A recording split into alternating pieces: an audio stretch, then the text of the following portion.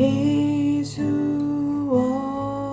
어린 양 십자가 그 사랑 나를 위하여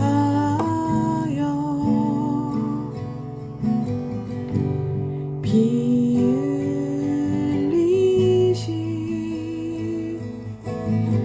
예수 어린 양 십자가 그 사랑 나를 위하여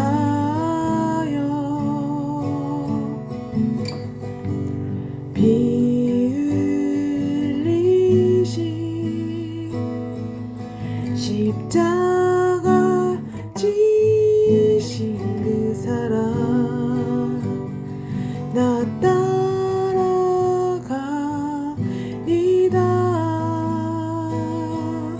십자가 앞에 나가 나의 삶을 드리네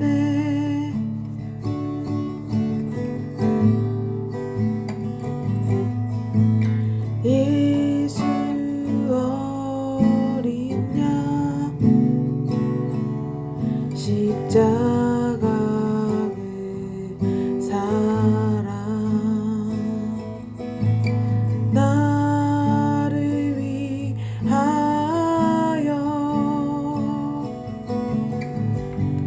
피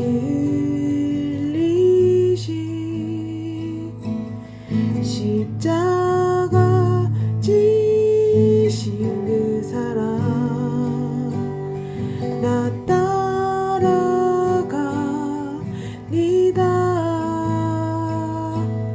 십자가 앞에 나가 나의 삶을 드리네 십자가 지신 그 사랑 나 따라가니다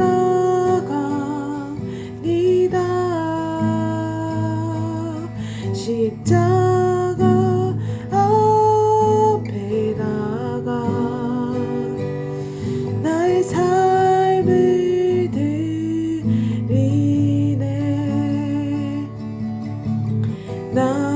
나를 새롭게 하신 놀라운 그 사랑 되신 주를 예배하네 나를 새롭게 하신 놀라운 그 사랑 되신 주를 예배하네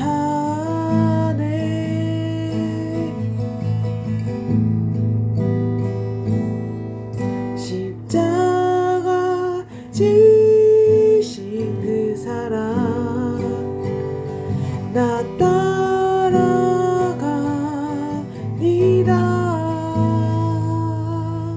십자가 앞에 나가 나의 삶을 드리네 십자가 지신 그 사랑 나 따라가니다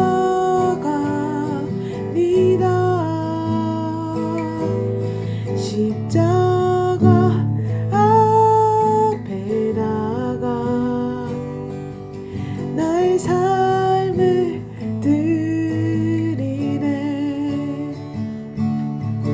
나의 삶을 드리네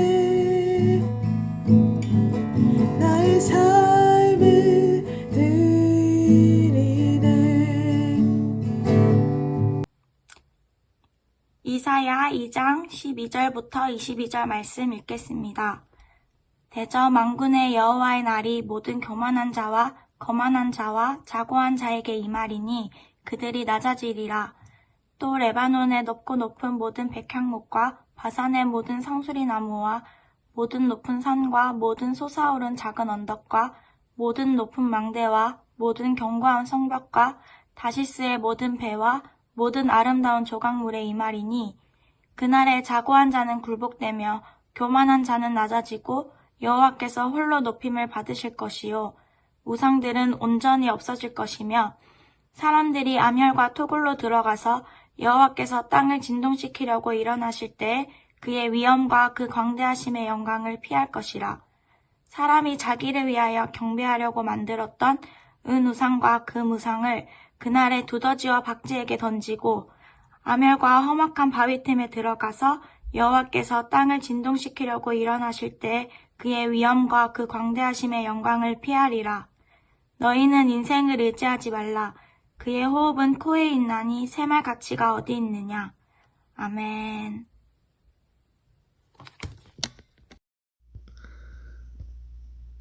네, 안녕하세요. 저는 평택에서 사는 청년이고요. 저번에도 한번 말씀을 전했었는데 이번에도 말씀을 전하게 됐습니다. 네, 제가 오늘 전하고 싶은 메시지는 출애굽기 12장 3절에서 14절 말씀입니다. 네, 제가 먼저 읽겠습니다. 네, 출애굽기 12장 3절 말씀입니다.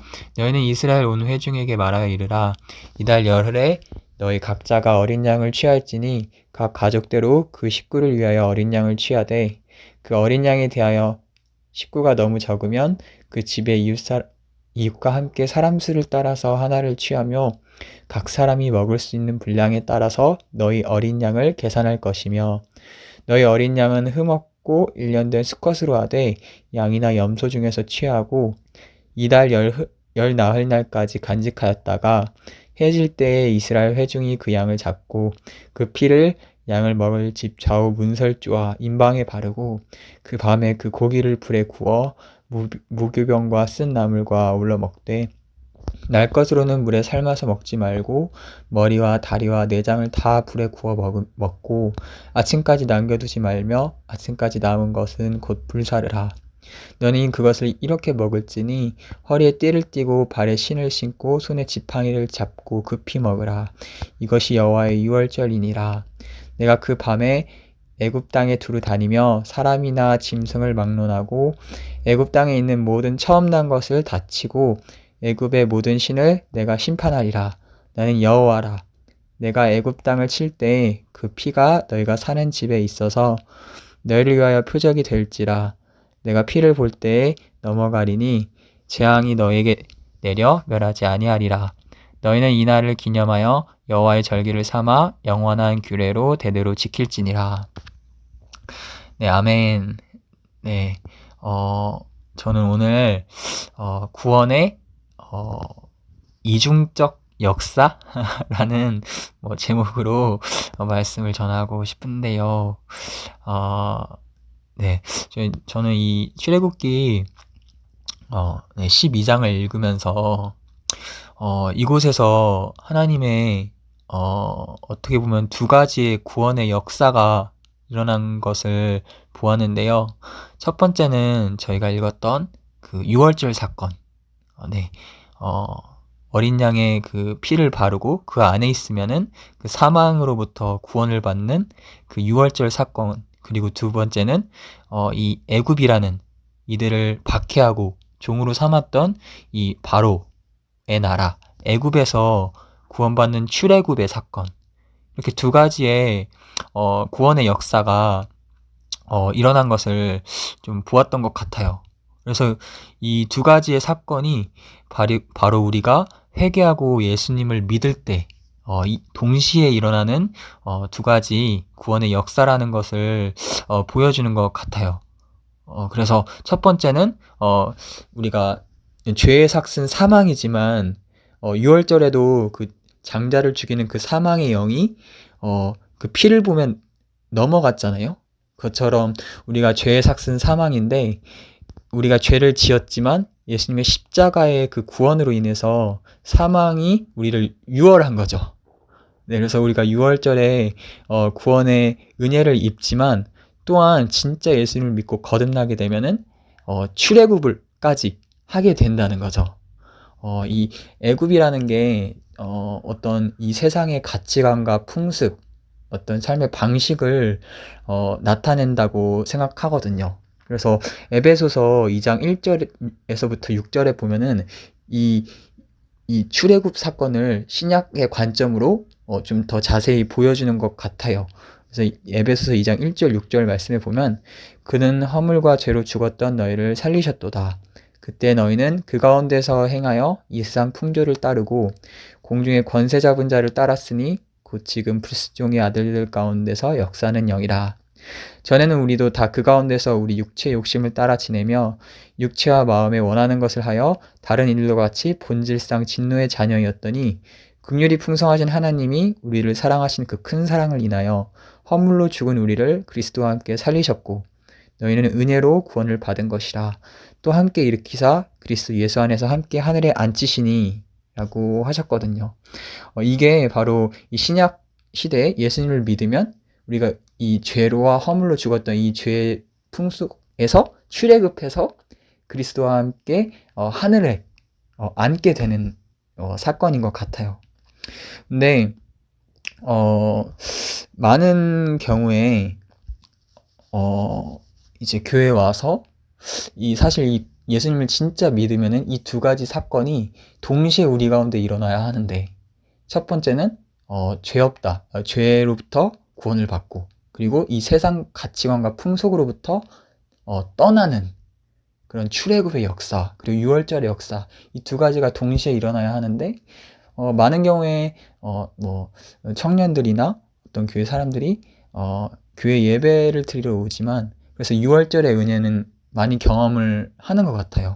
그래서 예수님의 십자가에 대해서 듣고 어떻게 죄 사함 받았다는 것에서 정말 감사드리고, 그런 예배를 드릴 때 은혜를 받지만 출애굽을 하지 않는 것을 많이 보게 되는 것 같아요. 또 저한테도 많이 보게 되는 것 같아요. 그래서 예배에 나와서 은혜는 받지만, 그 유월절의 은혜는 경험을 하지만 출애굽은 하지 않고 이 애굽 가운데 그냥 계속 살고 있는 거죠. 이 세상의 가치관과 풍속과 세상 풍조를 그냥 계속 따르고 있는 것들을 좀 많이 보게 되는 것 같아요. 근데 우리가 진짜 유월절의 은혜만 경험하고 이 애굽을 떠나지 않는다면, 이 출애굽을 하지 않는다면은 사실 진정으로 거듭난 게 아니거든요. 그래서 이것을 보면서 우리가 진짜 믿음 가운데 있는지 우리 자신을 돌아보고 시험하고, 만약에 정말 내가 출애굽하지 않았다면 정말 주님 앞에 진실로 회개함으로 정말 이 진정한 거듭남을 경험하는 저와 여러분이 되었으면 좋겠어요. 근데 사실 이 거듭남의 부분, 이 회개하고 믿고 유월절의 구원과 이 출애굽의 그 구원의 역사를 경험하는 게 사실 우리의 노력과 의지로 되는 게 절대 아니거든요. 여기서 이 출애굽의 사건을 봐도 알 수 있지만, 사실 이 애굽에 있었던 이스라엘 백성들이 어떤 노력으로 구원을 받은 게 전혀 아니잖아요. 어떻게 보면 그들이 하나님께 기도했지만 하나님의 어떤 전적인 주권적인 역사 아래서 모세를 부르시고 모세를 보내시고, 모세를 통해서 이 바로와 그 정부에 10가지 재앙을 쏟아부음으로 말미암아서 주권적인 은혜로 이들을 구원을 시킨 거거든요. 사망에서도 구원시키고, 그리고 이 애국 가운데도 구원하시고, 이 하나님의 이 주권을 이 사건을 통해서 보게 되는 것 같아요. 그래서 사실 우리가 거듭난다는 것도 좀 동일한 영역인 것 같거든요. 우리가 구원받는 것은 우리의 노력과 의지가 아니라 전적인 하나님의 주권에 의해서 이루어지는 것이라는 거죠. 사실 우리가 예수님을 믿으면 거듭난다고 하잖아요. 누구든지 그리스도 안에 있으면 새로운 피조물이라. 이전 것은 지나갔으니 보라 새 것이 되었도다. 우리가 거듭나게 되는데 이 거듭난다는 말이 사실 다시 태어난다는 말이잖아요. 이 다시 태어나다라는 말 자체가 사실 우리의 노력보다는 하나님의 주권을 강조하는 그런 단어 같거든요. 왜냐면은 우리가 처음에 이 세상에 태어날 때도 사실 우리가 선택해서 엄마 뱃속에서 태어난 것이 아니라 하나님이 택하시고 우리를 이 땅에 보내셨잖아요. 부모님을 통해서. 마찬가지로 다시 태어나는 것도 우리의 노력과 의지가 아니라 전적인 하나님의 주권에 있다는 것을 좀 보게 되는 것 같아요. 그래서 저의 말은 하나님의 주권에 있기 때문에 우리가 그냥 아무것도 하지 말고 그냥 제 가운데서 마음대로 살면은 하나님이 구원하실 거야 라는 게 아니라 정말 우리가 자유의지에 반응하고 하나님께 나아가되 우리가 우리의 노력이나 어떤 율법의 행위로 구원을 받으려고 하지 않고 전적으로 주님 앞에 정말 나의 죄를 회개하고 자신이 정말 전적으로 부패하고 타락한 죄인이라는 것을 주님 앞에 인정하고 그 주님을 그 사랑을 신뢰함으로 주님께 회개하고 나아갈 때 주님이 어떤 주권적인 그 힘으로 우리를 구원하신다는 그런 뜻인 것 같아요. 그래서 우리가 이 유월절의 은혜와 출애굽의 은혜를 이 구원의 은혜를 전적으로 경험할 때에만 예수님을 진짜 인격적으로 만날 수 있는 거죠. 왜냐면은 이 출애굽기 12장에서 이제 유월절의 그 구원 그리고 출애굽의 그 구원의 역사를 하고 우리가 홍해를 갈라서 이제 광야로 들어가게 되잖아요. 이 출애굽하고 홍해를 지나서 광야로 들어가고 그곳에서 이 이스라엘 백성들이 시내 산을 가게 되고 그곳에서 진짜 하나님의 음성을 듣고 하나님을 진짜 인격적으로 만나게 되는 역사가 있었던 거예요. 근데 이게 우리에게 이 신약 시대에 사는 우리에게 적용을 해보자면 진짜 우리가 예수님을 믿고 거듭나게 되고 구원을 받게 되면은 우리가 어떤 가나안 땅, 어떤 축복의 길로 바로 가는 게 아니라 우리가 광야를 가게 된다는 거죠. 하지만 그곳에 광야만 있는 것이 아니라 시내산에 우리 예수님께서 우리를 기다리고 계시고 우리를 인격적으로 만나주신다는 그런 놀라운 이 사실을 의미하는 그런 구절인 거죠. 그래서 시내산에서 이 이스라엘 백성과 하나님은 이 언약을 맺게 되고 이 결혼식, 어떻게 보면 결혼식인 거죠. 이 언약의 관계, 하나님과의 친밀한 관계 가운데로 이스라엘 백성들이 들어가게 되는 거죠.